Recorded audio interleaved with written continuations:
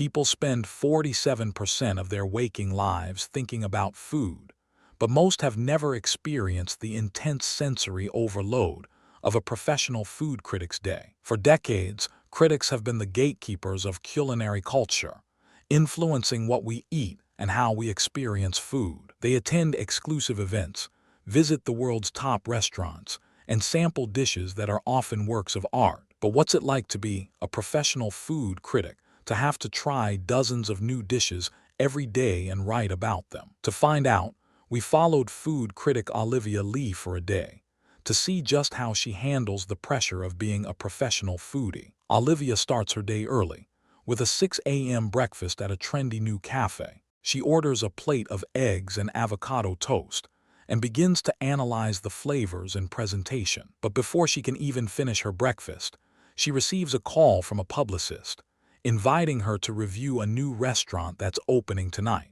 Olivia agrees to attend, and we follow her as she makes her way to the restaurant. She arrives at the restaurant and is greeted by the chef, who introduces himself and explains the concept behind the menu. The menu is a fusion of different culinary traditions, with dishes like sushi tacos and Korean BBQ pizza. Olivia is intrigued, methods the sushi used in each dish. But as sweetness she of the tortilla starts to eat, spicy, she realizes that the flavors and textures are not quite what she expected. But as sweetness she of the tortilla starts to eat, spicy, Olivia is disappointed and begins to write her review in her head. But then she notices something strange. The restaurant is filled with people who are not critics, but ordinary customers. They seem to be enjoying the food, and Olivia is confused. How can this be a successful restaurant if the food is not good? As she continues to eat and observe,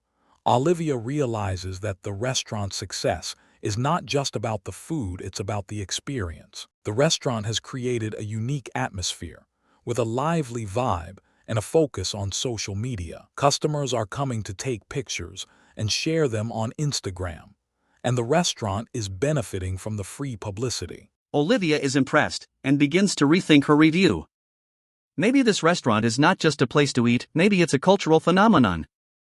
As she finishes her meal and prepares to leave, Olivia is approached by the chef, who asks for her feedback. Olivia gives him a candid assessment of the food, and the chef thanks her for her honesty. But then he drops a bombshell. The restaurant is not just a restaurant, it's a social experiment. The chef and his team are testing the limits of social media and food culture, and Olivia is a key part of the experiment. She is stunned and begins to wonder what other secrets the restaurant holds. As she leaves the restaurant and heads back to her office, Olivia can't stop thinking about what she's just experienced. She realizes that being a food critic is not just about reviewing restaurants, it's about understanding the cultural context of food. And she's grateful for the experience, which has given her a new perspective on the world of food and culture. Olivia spends the rest of the day writing her review, which will be published in the morning. And the restaurant food,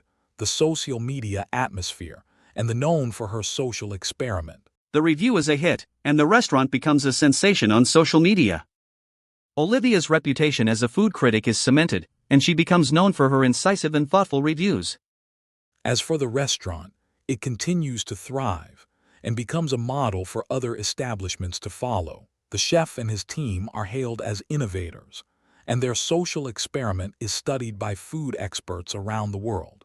And Olivia, the food critic, is at the center of it all, using her unique perspective to shape the conversation about food and culture. She continues to review restaurants, always looking for the next big thing, and she never forgets the day she spent at the restaurant that was a social experiment. That experience changed her perspective on food and culture, and helped her become the critic she is today. So if you're a foodie, or just someone who loves to eat, be sure to subscribe to our channel for more stories like this.